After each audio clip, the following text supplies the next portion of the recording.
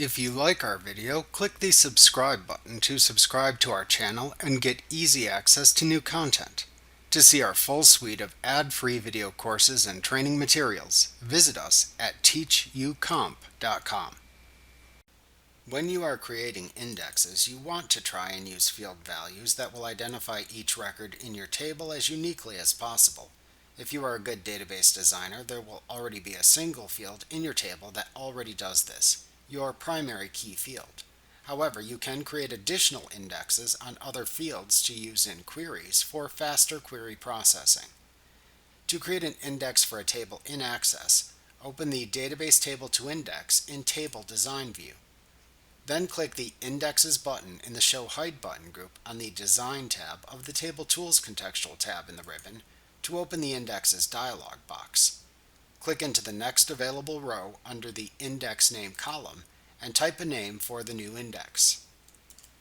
Then click into the Field Name column to the right and select the name of the table field to index. Then click into the Sort Order column to the right of that and select whether the index should sort the field's values in ascending, meaning A to Z or 1 to 9, or descending, meaning Z to A or 9 to 1 order, by selecting the desired choice from the drop-down that appears. In the Index Properties section at the bottom of the dialog box, there are 3 drop-down fields which let you set the properties of the index. The first property is Primary. This property is either a yes or no value. Whatever index is the primary key of the table shows yes for this property, and all other indexes show no. There can only be one primary key field in a table.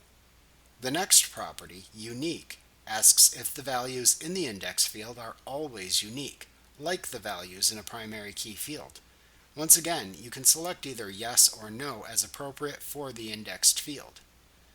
Then set the Ignore Nulls property to either yes or no, to either include or exclude null or empty values from the sorting. Nulls occur when there is no data entry in the field for a record. For example, if you skipped entering an address in a customer record, the address field contains a null value. It is not equivalent to 0, as 0 is still a value.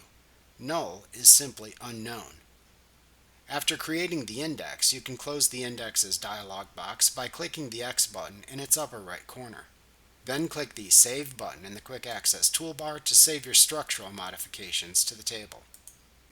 Remember to click the subscribe button to see more of our videos.